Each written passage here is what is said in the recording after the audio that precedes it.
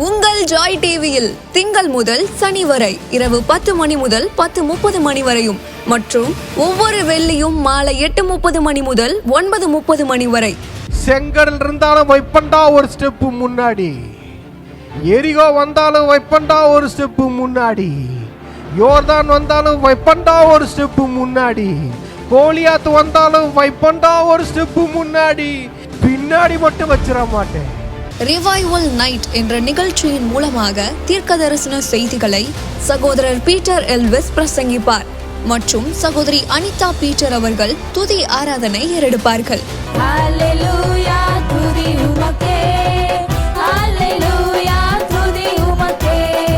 மனிதர்களின் வார்த்தையால் பாதிக்கப்பட்டது போதும், கடவுளின் வார்த்தையால் பாதிக்கப்படுவோம் வாருங்கள். நமக்குள் இருக்கும் இயேசு கிறிஸ்துவை உலகத்திற்கு காட்டும் நேரம் இது.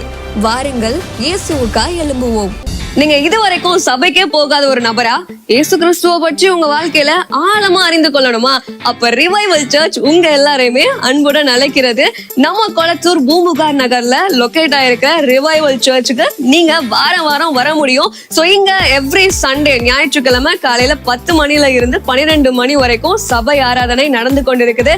சோ நீங்க எல்லாருமே இந்த ஆராதனையில குடும்பமா கலந்து கொள்ளலாம். அது மட்டும் இல்ல, எவ்ரி சாட்டர்டே ஒரு சனிக்கிழமையும் மாலை 8 மணி முதல் 9 மணி வரைக்கும் ப்ராஃபிட்டிக் ஈவினிங் நடைபெறுது. இதுல பாஸ்டர் பீட்டர் எல்விஸ் அவர்கள் உங்களுக்காக விசேஷ ஜெபம் ஏறெடுப்பார்கள். நீங்க தவறாம கலந்து கொள்ளுங்க. ஒருவேளை என்னால நேர்ல வர முடியலையே அப்படின்னு வருத்தப்பட்டீங்கன்னா நீங்க கவலையே பட வேணாம். நீங்க கூகுள் மீட் மூலமாகவும் எங்களோடு கலந்து கொள்ள முடியும். சோ கீழே தெரியுற இந்த கூகுள் கோட நீங்க நோட் பண்ணி வச்சுக்கோங்க. இதன் மூலமா எங்களோட நீங்க ஜாயின் பண்ணுங்க. சோ கர்த்தர் உங்களை ஆசீர்வதிப்பார்.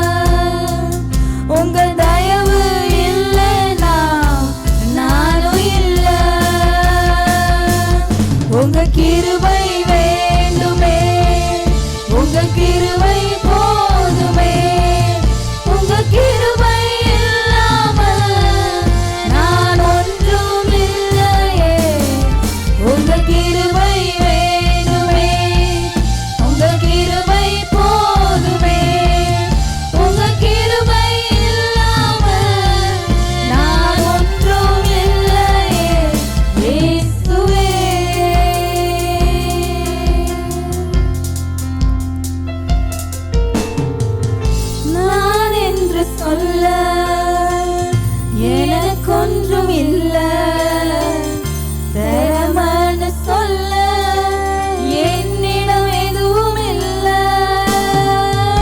நான் என்று சொல்ல எனக்கொன்றும் இல்ல, தரமன்னு சொல்ல என்னிடம் எதுவும் இல்ல.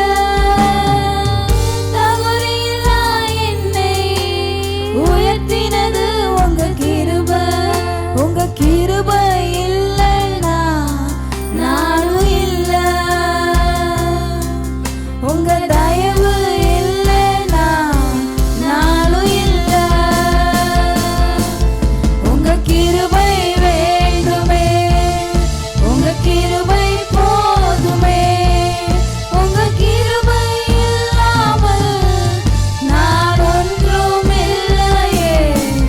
உங்க கிருபை வேண்டுமே, உங்க கிருபை போதுமே, உங்க கிருபை இல்லாமல் நான் ஒன்றும் இல்லையே. இயேசுவே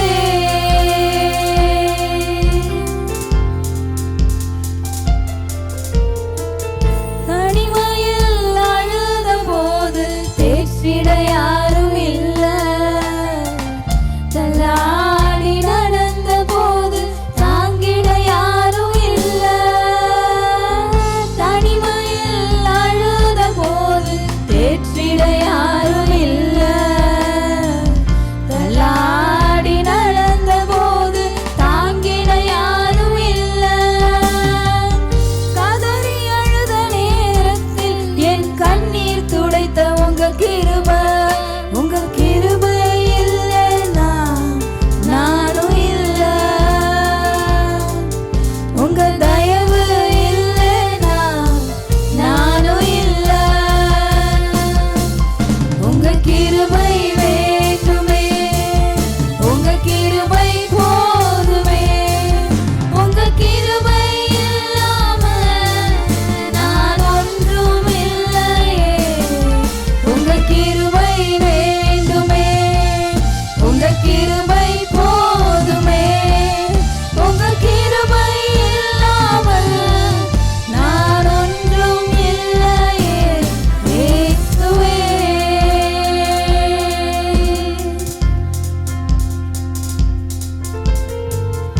நான் என்று சொல்ல எனக்கொன்றும் இல்ல, தரமன்னு சொல்ல என்னிடம் எதுவும் இல்ல. நான் என்று சொல்ல எனக்கொன்றும் இல்ல, தரமன்னு சொல்ல என்னிடம் எதுவும் இல்ல. தகுதியில்லா என்னை உயர்த்தினது உங்க கிருபை, உங்க கிருபை இல்லைன்னா நானும் இல்ல, உங்க தயவு இல்லைன்னா நானும் இல்ல. உங்க கிருபை வேண்டுமே, உங்க கிருபை போதுமே, உங்க கிருபை இல்லாம நான் ஒன்றும் இல்லையே. உங்க கிருபை வேண்டுமே, உங்க கிருபை போதுமே, உங்க கிருபை இல்லாமல் நான் ஒன்றும் இல்லையே.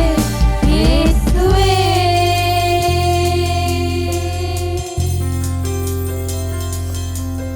என்னை அழைத்தவரே, என்னை தொட்டவரே,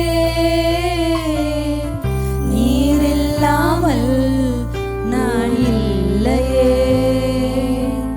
என்னை அழைத்தவரே, என்னை தொட்டவரே, நீர் இல்லாமல் நான் இல்லையே. நான் வாழ்ந்தது உங்க கிருபை, நான் வளர்ந்ததும் உங்க கிருபை, என்னை உயர்த்தி வைத்தீரே உம் கிருபையே. நான் வாழ்ந்தது உங்க கிருபை, நான் வளர்ந்தது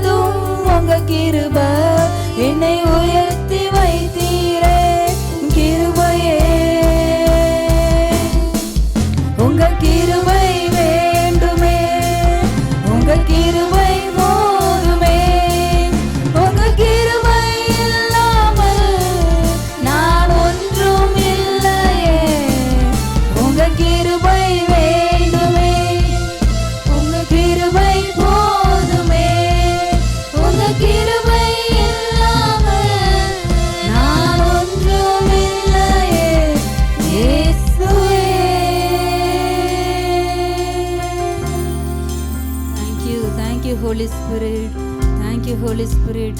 உங்கள் கிருபை இல்லாமல் நாங்கள் இல்லை ஆண்டவரே, உங்கள் தயவு இல்லாமல் நாங்கள் இங்கே இல்லைப்பா. உங்கள் கிருபை போதும்ப்பா, உங்கள் தயவு போதும், உங்கள் இரக்கம் போதும், உங்கள் அன்பு போதும் ஆண்டவரே. எல்லாம் சொல்லுவோமா, அவருடைய கிருபை இல்லாமல் நம்ம இல்லை. நம்ம வாழ்க்கையில் அவருடைய கிருபை தான், அவருடைய கிருபை தான் ஒரு நாளும் உங்களை நடத்துது, உங்களை தாங்குது, உங்களை தேற்றுது, உங்களை ஆற்றுது. ஓ ரபா ஷகரபா. தேங்க்யூ. நன்றி ஆவியானவரே, நன்றி சொல்கிறோம்ப்பா. நன்றி நன்றி நன்றி. அந்த தாவீது கூட, தாவீதுக்கு திறமைன்னு சொல்ல ஒன்றுமே இல்லைதாங்க. தாவீதுக்கு திறமைன்னு பெருசாக எதுவும் இல்லை. தாவீதுக்கு ராஜாவாகிறதுக்கு தகுதின்னு எதுவுமே இல்லை. ஆனால் அந்த கோலியாத்தை அடிக்க தாவீதை கொண்டு தான் ஆண்டவர் அடிக்க வச்சார். அந்த திறமை எங்கேருந்து வந்தது? அது அவர்கிட்ட இருந்து வந்ததுங்க. அவர்கிட்ட இருந்து வந்த தயவு அது, அவர்கிட்ட இருந்து வந்த திறமை அது. கோலியாத்தை அடிக்கிற வல்லமை தாவீதுக்குள்ளே இல்லை.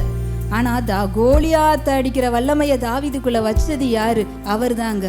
ஓ ஷபாபலதுரவ். அதே தான் ஆண்டவர் சொல்கிறார் இன்னைக்கு உங்களை பார்த்து. இதுதான் என்னால் செய்ய முடிஞ்சிச்சு, நான் ஏதோ செஞ்சது, நான் கடந்து வந்தது ஏதோ சின்ன சின்னதில் என்னால் முடிஞ்சதை நான் பண்ணிட்டேன். ஆனால் இந்த பிரச்சனை என்னால் ஃபேஸ் பண்ணவே முடியாதுன்னு சொல்கிறீங்களா? அது உங்களால் முடியாது தான், உங்கள் திறமையால் முடியாது தான், உங்கள் பலத்தினால முடியாது தான். உங்களால் முடியாதுன்னு சொல்லி தான் அவரே சொல்லியிருக்கார். அதனால தான் அவருடைய வல்லமையை உங்களுக்குள்ளே அவர் வச்சுட்டார், அவருடைய கிருபையை உங்கள் மேலே வச்சுட்டாரு, அவருடைய தயவை உங்க மேல வச்சுட்டாரு. நீங்க தான் தாவீது. அவர் உங்களை தான் செலக்ட் பண்ணியிருக்கிறாரு. உங்களை வச்சுதான் அந்த கோலியாத்தை அடிக்க போறாரு. என்னால முடியாது, நானே ரொம்ப வீட்டில் கடைசியா தான் தாவீது இருந்தாரு. அவரை கூட்டிட்டு வந்து அந்த கோலியாத்தை அடிக்க வச்சாரு. பார்த்தீங்களா? அதுதான் அவருடைய கிருபை. அந்த கிருபை தான் ஆண்டவர் உங்க மேல, என் மேல, எல்லார் மேலே அந்த கிருபையை தான் வச்சிருக்கிறாரு. அந்த வல்லமையை நீங்க விசுவாசிங்க. இன்னைக்கு அந்த வல்லமையை ரிசீவ் பண்ணுங்க. உங்களுக்குள்ள அந்த கோலியாத்தை அடிக்கிற வல்லமையை வச்சிருக்கிறாரு ஆண்டவர். ஓ ஷபாபல தூரபல ரபா. உங்களோட திறமையை சார்ந்து வாழாதீங்க, உங்க ஞானத்தை சார்ந்து வாழாதீங்க, உங்க பலத்தை சார்ந்து வாழாதீங்க. தாவீது அன்னைக்கு அப்படி வாழ்ந்திருந்தாருன்னா அன்னைக்கு அவர் கோலியாத்தை அடிச்சிருக்க மாட்டாரு, ராஜாவாவும் ஆயிருக்க மாட்டாரு. அவரை ராஜாவா உயர்த்தினது தாவீதோட திறமை இல்லைங்க, ஆண்டவருடைய கிருபை, அவருடைய வல்லமை தான் தாவீதை ராஜாவா உயர்த்தி வைத்தது. அதே வல்லமை, அதே கிருபை தான் இந்த ஆராதனையில் உங்க எல்லார் மேலும், எல்லார் குடும்பங்களையும் ஆண்டவர் உங்களுக்குள்ள அந்த வல்லமையை தான் இந்த வேலையில ரிலீஸ் பண்றோம். அந்த வல்லமையை தான் ஆண்டவர் கொடுக்குறாரு, அந்த வல்லமையை உங்களுக்குள்ள வச்சிருக்கிறாரு. அதை நீங்க விசுவாசிங்க. உங்களுக்கு முன்பாக இருக்கிற கோலியாத்தை நீங்க தான் அடிக்க போறீங்க, நீங்க தான் அதை முறியடிக்க போறீங்க, நீங்க தான் ஜெயிக்க போறீங்க. அந்த வல்லமை உங்களுக்குள்ள இருக்கு. உங்க திறமையினால இல்ல, அவருடைய தயவுனால, அவருடைய கிருபையினால. நீங்க ஒண்ணு மட்டும் இந்த ஆராதனையில சொல்லுங்க ஆண்டவரை பார்த்து, அப்பா எங்களுடைய திறமை இனிமேல் நாங்கள் சார்ந்து வாழ மாட்டோம் ஆண்டவரே, எங்களுடைய பலத்தை சார்ந்து வாழ மாட்டோம், எங்களுடைய ஞானத்தை சார்ந்து வாழ மாட்டோம், உங்களை முழுவதுமாக சார்ந்து கொள்றோம்னு சொல்லுங்க. உங்கள் கிருபையை 100% இந்த வேலையில் நாங்கள் சார்ந்து கொள்கிறோம் ஆண்டவரே, உங்கள் பலனை சார்ந்து கொள்கிறோம், உங்கள் ஞானத்தை சார்ந்து கொள்கிறோம். எங்களுக்கு முன்பாக இருக்கிற பிரச்சனைகளை உங்கள் வல்லமையால் முறியடிக்க போகிறோம். முறியடிக்கப்பட்டுருச்சு. இன்னைக்கு உங்களுடைய பிரச்சனைகள் முடிவுக்கு வந்துருச்சு. ஏன்னா அந்த வல்லமை உங்களுக்குள்ளே இருக்குது. அந்த வல்லமையை நீங்கள் ரிலீஸ் பண்ணும்போது எல்லா பிரச்சனைகளும் உங்களுக்கு முன்பாக மண்டியிடும். அதான் ஆவியானவர் சொல்கிறார். Thank you Lord, thank you Holy Spirit, thank you Holy Spirit. எங்களோட பேசின வார்த்தைகளுக்காக நன்றி ஆவியானவரே. நம்ம வாழ்கிற வாழ்க்கை கடவுள் வாழ்கிற வாழ்க்கை மாதிரி ஆயிடும். நம்ம பார்க்குற பார்வை கடவுள் பார்க்குற மாதிரி ஆயிடும். நம்ம பேசுகிற பேச்சு அது கடவுள் பேசுகிற மாதிரி இருக்கும். வார்த்தை தேவனிடத்தில் இருந்து இந்த நெல்லிக்காயை ஏதாவது அந்த தேனுக்குள்ள போட்டுருவாங்க பாருங்க. ஊற ஊற ஊற அதை எடுத்து கடிச்சிங்கன்னா தேனோட எல்லா சாரும் உள்ள இறங்கி அதை கடிக்கும் போது அந்த நெல்லிக்காயோட சாறு போய் அந்த தேனோட சாறு உங்களுக்கு தெரியும் பாருங்க. அந்த மாதிரி எந்த அளவுக்கு நம்ம கடவுளோடு இசைந்து இருக்கிறோமோ. அவர் சொன்னார்ல, நான் செடி நீ கொடி, ஹல்லேலூயா, விட்டு பிரியாத, என்னை ஒட்டிக்கிட்டே இருன்றார் ஆண்டவர். என்னை விட்டு கீழே போயிடாத, உன்னை மிதிச்சிருவாங்க, உன்னை அறுத்து போட்டுருவாங்க. என்ன ஆண்டவரே நீங்க செடி, நான் உங்க மேல படர்ந்து இருக்கிற கொடியா? ஆமா, 24 மணி நேரம் என்னை ஒட்டிக்கிட்டே இரு. செடி எது கொடி எதுன்னு தெரியாது. அப்படி இருக்க ஆசைப்படுறார் அந்த ஆண்டவர் நம்மளோட.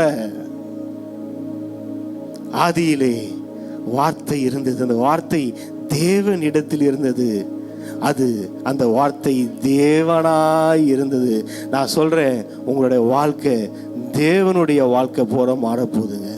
யாரை மாதிரி இங்கே வாழணும்? நான் சொல்லுவேன்ல, நான் இயேசு மாதிரி வாழணும், எங்க அப்பா ஏசப்பா மாதிரி வாழணும். யாராவது இந்த உலகத்தில் சொல்லுவாங்க, யாராவது கேட்டால், பெரிய பெரிய ஃபேமஸ் ஆக்டர்லாம் கேட்டால் எங்கள் அப்பா மாதிரி பெரிய ஒரு நடிகர் ஆகணும். ஸ்போர்ட்ஸ் மேன் யாராவது கேட்டால் எங்கள் அப்பா மாதிரி பெரிய கிரிக்கெட் பிளேயர் ஆகணும். நம்மளெல்லாம் கேட்டால் எங்கள் அப்பா ஏசப்பா மாதிரி வாழணும் இந்த பூமியில். அல்லேலூயா.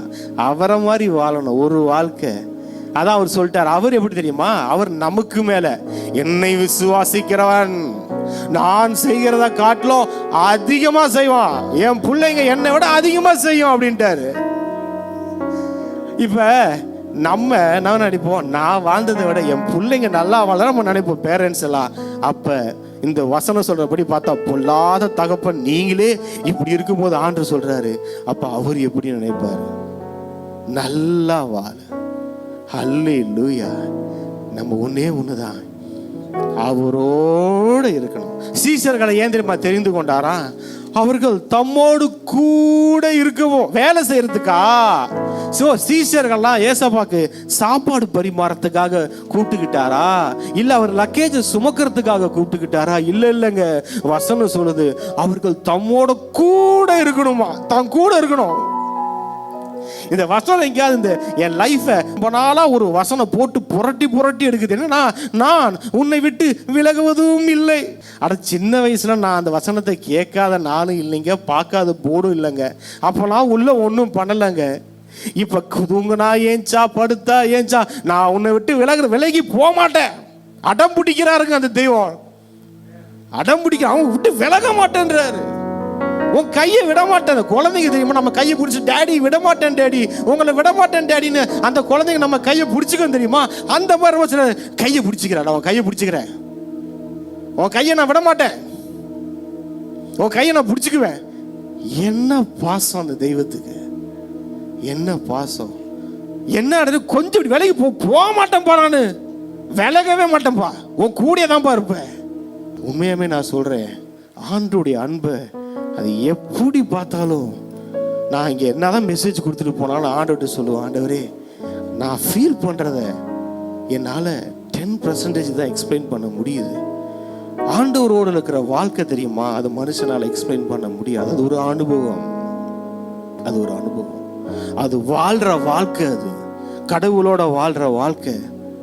அந்த அவர் அனுபவிக்கிற அந்த எக்ஸ்பீரியன்ஸ், அது எந்த மனுஷன வார்த்தைகள் இல்லை, அது எக்ஸ்பிளைன் பண்ண முடியாது. அது ஒரு உறவு, அது ஒரு ரிலேஷன்ஷிப், அது ஒரு உறவு. அடுத்த வசனம் பாருங்க. அவர் ஆதியிலே தேவனோடு இருந்தார். எனக்கு ரொம்ப கஷ்டமாயிடுச்சு, இந்த 2வது வசனத்தையும் 3வது வசனையும் பிரிச்சுட்டாங்க. ஆக்சுவலி எல்லா வசனமும் அப்படித்தான். அது ஒரு அவங்க இது பண்ணும்போது வசனங்கள் ஒன்றா பிரிச்சாங்க பார்த்தீங்களா? அப்படி பிரிச்சதுல சில தப்பு நடந்துருச்சு. இந்த 2யும் 3யும் பிரிச்சிருக்க கூடாது. 2 என்ன சொல்லுது? அவர் ஆதியிலே தேவனோடு இருந்தார், சகலமும் அவர் மூலமாய் உண்டாயிற்று. அல்லேலூயா. இங்க பாருங்க, ஆண்டவரோடு வாழ்ற வாழ்க்கை இருக்கு தெரியுமா, அது சகலமும் உங்களுக்கு வந்துவிடும். சகலமும் உங்க வாழ்க்கையில உண்டாகிவிடும். உண்டாகாதது என்று ஒன்றுமே இல்லை, எல்லாமே உண்டாகும். யாரால உண்டாகும்? ஏசப்பா எனக்கு செய்வாருங்க, எனக்கு ஏசப்பா தான் செய்வாருங்க. அது இல்லை. பிதா என்ன தெரியுமா பண்ணாரு? உண்மையான ஃபாதர் சன் ரிலேஷன்ஷிப் எப்படி தெரியுமா இருக்கும்? பிதா என்ன பண்ணாரு? ஜீசஸை பார்த்து, நீ பண்ணுப்பா, நீ செய், நீங்க செய்யுங்க அப்படின்னாரு. சன் செய்யறாரு, சன் எல்லாத்தையும் உருவாக்குறாரு, கிரியேட் பண்றாரு, எல்லாத்தையும் சொல்ல வருது. அவர் வார்த்தை கிரியேட் ஆச்சு. இப்ப ஜீசஸ் என்னமா பண்றாரு? நான் கூட இருக்கிறேன், நீ செய். அல்லேலூயா, அல்லேலூயா. நீ பண்ணு. ஆனா நீங்க ஏதாவது ஒரு வார்த்தை சொல்லுவீங்களா? நான் சொல்றது இல்லடா, நீ சொல்லு, உன் வாழ்க்கையை பார்த்து நீ பேசு, எல்லாம் மாறும். ஜீசஸ் அந்த வார்த்தை, ஆதியிலே தேவனோடு இருந்த வார்த்தை, அந்த வார்த்தை எல்லாத்தையும் கிரியேட் பண்ணிச்சு. இப்போ உன் லைஃப் நான் உன் கூட இருக்கிறேன். இதுக்கு பிதா, குமாரன், பரிசுத்த ஆவியானவர் எல்லாம் நமக்குள்ள வாழ்ந்துகிட்டு இருக்கிறாங்க. அவங்க என்னமா சொல்றாங்க? நீ பேசு. அந்த வசனம் கீழே இருக்கும் பாருங்களேன். கீழே இருக்கும் வசனம், அவருடைய நாமத்தின் மேல் விசுவாசம் உள்ளவர்களாய் அவரை ஏற்றுக்கொண்டவர்கள் எத்தனை பேர்களோ அத்தனை பேர்களும் தேவனுடைய பிள்ளைகள் ஆகும்படி அவர்களுக்கு அதிகாரம் கொடுத்தார். அல்லேலூயா. அங்க பாருங்க, ஆண்டவருடைய பிள்ளை என்பது என்ன தெரியுமா? அது ஒரு அதிகாரம். விசுவாசின் கூட உங்களை சொல்லாதீங்க. நீங்க யாருங்க? நான் விசுவாசிங்க சொல்லாதீங்க. இனிமேல் யார விசுவாசின்னு சொல்லக்கூடாது. விசுவாசினா அது ஆரம்ப ஸ்டேஜ். இப்ப நான் யார் தெரியுமா? நீங்க யாருங்க? நான் ஆண்டவரோட புள்ளைங்க, நான் ஏசப்பாவோட புள்ளைங்க, நான் பரிசுத்த ஆவியான தெய்வத்தோட புள்ளைங்க. புள்ளன்ற அத்தாரிட்டியை கொடுத்துட்டாரு, கையில அதிகாரத்தை கொடுத்துட்டாரு. அப்ப அதிகாரத்தை வச்சுக்கிட்டு தேவனுடைய பிள்ளைகள் கட்டளை இட்டு பழக வேண்டும். ஆண்டவர்கிட்ட கெஞ்சி கேட்டுட்டு இருக்கிறது இல்ல. ஏதாவது உங்க பிள்ளைங்க வந்து, அம்மா எனக்காக மதியான சாப்பாடை எனக்கு ஆயத்தம் படுத்துங்கள் அம்மா, எனக்காக கெஞ்சி கேட்டுக்கொள்கிறேன் அம்மா, எனக்கு மதியான சமைக்கு அப்படியா கேட்பாங்க நம்ம பிள்ளைங்க. என்ன கேக்குதுங்க? மம்மி எனக்கு என்ன வேணும், மதியானம் என்ன சமைக்க போறீங்க, எனக்கு அது வேணும், ஃபிஷ் வேணும், இல்ல சிக்கன் வேணும், எனக்கு அது செஞ்சு கொடுங்க, இதை செஞ்சு கொடுங்க, எனக்கு அது வேணும், அது சாப்பிடணும் போல ஆசை இருக்கு அப்படின்னு நம்ம என்ன செய்வோம்? எவ்வளவு கஷ்டமா இருந்தாலும் புள்ள கேட்டுட்டா, என் புள்ள கேட்டுட்டா. அப்ப ஆண்டவர் யோசிச்சு பாருங்க. மத்தேயு 28:18 படிங்க. அப்பொழுது இயேசு சமீபத்தில் வந்து அவர்களை நோக்கி, வானத்திலும் பூமியிலும் சகல அதிகாரமும் எனக்கு கொடுக்கப்பட்டிருக்கிறது, ஆகையால் நீங்கள் புறப்பட்டு போய். அவர் சொல்றாரு, வானத்திலும் பூமியிலும் சகல அதிகாரமும், எல்லா அதிகாரமும் என்கிட்ட இருக்கு, ஆகையால் நீங்கள் போங்கள் அப்படின்னு சொன்னாருங்க. பாருங்க, நீங்க எங்கேயாவது போறீங்கன்னா எப்படி தெரியுமா போனோம்? காலரை தூக்கி விட்டுட்டு, வானத்திலும் பூமியிலும் சகல அதிகாரமும் எனக்கு கொடுக்கப்பட்டு, என் தகப்பன்ட்ட கொடுக்கப்பட்டிருந்துச்சு, அதை நான் புள்ள, எனக்கு உரிமை இருக்கு, எங்க போனாலும் அந்த அத்தாரிட்டியில போங்க. ஒரு லேண்ட் வாங்க போறீங்களா, இப்படி சொல்லிட்டு போங்க, வானத்திலும் பூமியிலும் சகல அதிகாரம் எனக்கு கொடுக்கப்பட்டிருக்கிறது. ஆண்டவர் சொன்னாரு, எப்பா எனக்கு கொடுக்கப்பட்டதுல அதுல நீ போ அப்படின்னாரு. அல்லேலூயா. ஆதாம் இழந்தது அது, இவர் சிலுவையில போய் ஜெயிச்சுட்டு வந்து சொல்றாரு, அதை ரிசீவ் பண்ணிட்டு சொல்றாரு, எல்லா அத்தாரிட்டி எனக்கு இருக்கு. அந்த அத்தாரிட்டிக்கு மேல ஒரு அத்தாரிட்டி இல்ல. நான் சொல்றேன், நமக்கு இருக்கிற அத்தாரிட்டி இருக்குல்ல, நமக்கு அவர் வாங்கி கொடுத்த அத்தாரிட்டிக்கு மேல ஒரு அத்தாரிட்டி இது உலகத்திலே இல்ல. அது எந்த அமெரிக்க தேசத்தின் அத்தாரிட்டியை காட்டிலும் பெருசு. இந்த உலகத்தில் இருக்கிற எல்லா கவர்மெண்ட்டுக்கு இருக்கிற அத்தாரிட்டி, எல்லா ராணுவ படைகளுக்கு இருக்கிற அத்தாரிட்டியை விட அந்த அத்தாரிட்டி பெருசு. எதுனா உங்க மேல இருக்கிற அத்தாரிட்டி, அவர் உங்களுக்கு வாங்கி கொடுத்த அத்தாரிட்டி. எல்லா அதிகாரமும் இருக்கு. எல்லா அதிகாரம். நோய்க்கு மேல அதிகாரம் இருக்கா? இருக்கு. செழிப்புக்கு மேல அதிகாரம் இருக்கா? இருக்கு. நல்ல வல்லமை வரங்களோட ஊழியம் செய்யறதுக்கு அதிகாரம் இருக்கா? இருக்கு. எல்லாத்துக்கும் அதிகாரம் இந்த உலகத்துல. ஐசையா 65 எடுங்க. 100 வயது. ஹல்லேலூயா. எப்படி இருப்போம்? 100 வயசுல 18 வயசு பையன் மாதிரி இருப்போம். பிரதர், என்ன பிரதர் இப்பெல்லாம் நீங்க வந்து தூஷணம் சொல்றீங்க? நடக்குமா? நானா சொல்றேன், எழுதி இருக்கிறதா சொல்றேன். நான் புதுசா சொல்ல, வசனத்தை அம்மா படிச்சுட்டாங்க. 65 வசனம் என்ன நம்பருமா? 20. 100 வயது சென்றவனும் வாலிபன் எனப்படுவான். வாலிபன் மாதிரி இருப்பீங்க 100 வயசுல. ஆனா இந்த வசனத்தை விசுவாசிக்கல, 20 வயசுல கூட 100 வயசு ஆறு மாதிரி ஆயிடுவீங்க மைண்ட் லெவல்ல. இன்னைக்கு வாலிப பிள்ளைங்க அப்படி இருக்கிறாங்க. பார்த்தா 18 வயசு, என்னவோ வாழ்க்கையே முடிஞ்சு போன மாதிரி அப்படியே உட்காந்துருப்பாங்க. என்ன எதிர்காலம் பயமா இருக்குது, எதிர்காலம் எப்படி இருக்குமோ, உலகத்தை பார்த்தா யுத்தங்கள், அவன் அங்கிருந்து பாம்பு போடுறான், இவங்க ஏவுகணை விடுறான், எவன் எதை விட்டா உமக்கு என்ன? நமக்காக உயிரை விட்டு ஆண்டவர் இருக்கும் போது அவன் ஏவுகணையை விட்டா நமக்கு என்ன? அவன் ராக்கெட்டு விட்டா நமக்கு என்ன? நம்ம எந்த ராஜ்யத்துக்குள்ள இருக்கிறோம்? நம்ம ஈராக் ராஜ்யத்தில் இருக்கிறோமா? இல்லை. நம்ம அமெரிக்காவோட ராஜ்யத்தில் இருக்கிறோமா? இல்லை. நாம் பரலோக ராஜ்யத்தில் இருக்கிறோம். அவங்க என்ன செய்வாங்க? உன் பாதம் கல்லில் இடராதபடிக்கு உன்னை அவர்கள் கையில தூக்கிட்டு போவாங்க. ஹல்லேலூயா, ஹல்லேலூயா.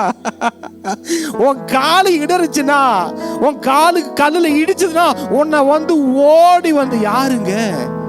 தேவ தூதர்கள் அவங்க என்ன செய்வாங்களாம், கையில தூக்கிட்டு போவாங்களாம். அப்போ உங்க வேல்யூ என்னங்க? ஒரு தேவ தூதனுடைய கரத்துல உங்க கால் இருக்குங்க. நீங்க ஷேக் ஆயிட்டீங்கன்னா அவர் பரிதவிச்சிருவாருங்க. ஒரு ஊழியக்காரர் சொன்னாரு என்கிட்ட, அழுதாராம். அழுதோன்னா ஏசப்பா சொன்னாரா, இங்க பார் சாமுவேல், நீ அழுதா நான் அழுதுருவேன். நமக்காக பரிதவிக்கிற பிரதான ஆசாரியர் நம்ம மேல அவ்வளவு அன்பு வச்சிருக்கிறாரு. உங்களுக்காக துடிக்கிற தெய்வம், உங்களுக்காக எல்லாமே செய்யறதுக்கு ஆயத்தமா இருக்கிற தெய்வம். அவர் வசனம் சொல்லுது பாருங்க, எவ்வளவு அழகா அந்த யோவான்ல பாக்குறோம் பாருங்க.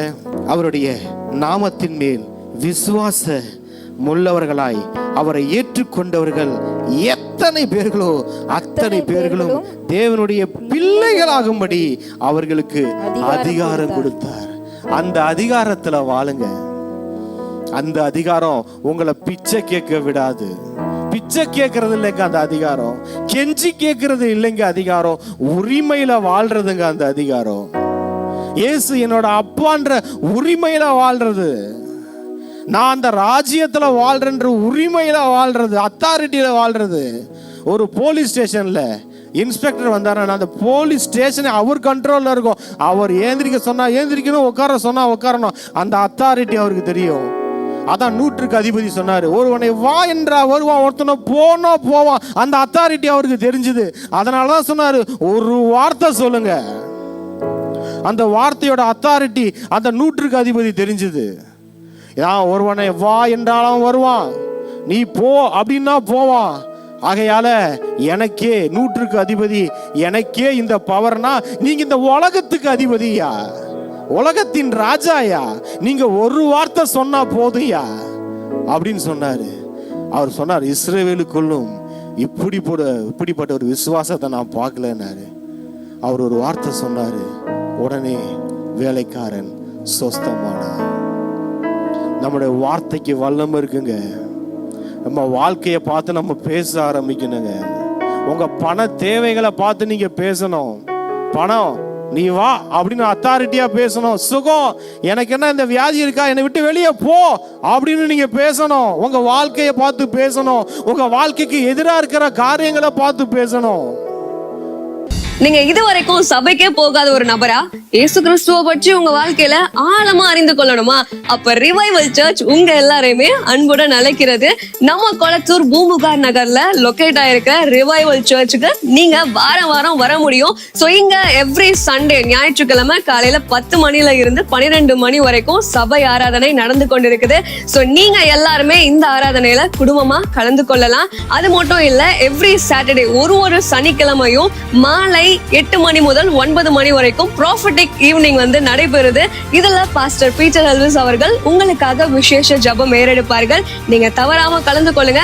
ஒருவேளை என்னால நேர்ல வர முடியலையே அப்படின்னு வருத்தப்பட்டீங்கன்னா நீங்க கவலையே பட வேணாம். நீங்க கூகுள் மீட் மூலமாகவும் எங்களோடு கலந்து கொள்ள முடியும். சோ கீழே தெரியுற இந்த கூகுள் கோடை வந்து நீங்க நோட் பண்ணி வச்சுக்கோங்க. இதன் மூலமா எங்களோட நீங்க ஜாயின் பண்ணுங்க. சோ கர்த்தர் உங்களை ஆசீர்வதிப்பார். இந்த ஊழியத்தை ஜெபத்தினாலும் காணிக்கைகளினாலும் தாங்கும்படி உங்களை நாங்க அன்புடன் அழைக்கிறோம். காணிக்கை அனுப்ப விரும்புகிறவர்கள் ஸ்கிரீன்ல தெரியுற இந்த டீடைல்ஸை பார்த்து நீங்க அனுப்பலாம். கர்த்தர் உங்களை ஆசீர்வதிப்பார்.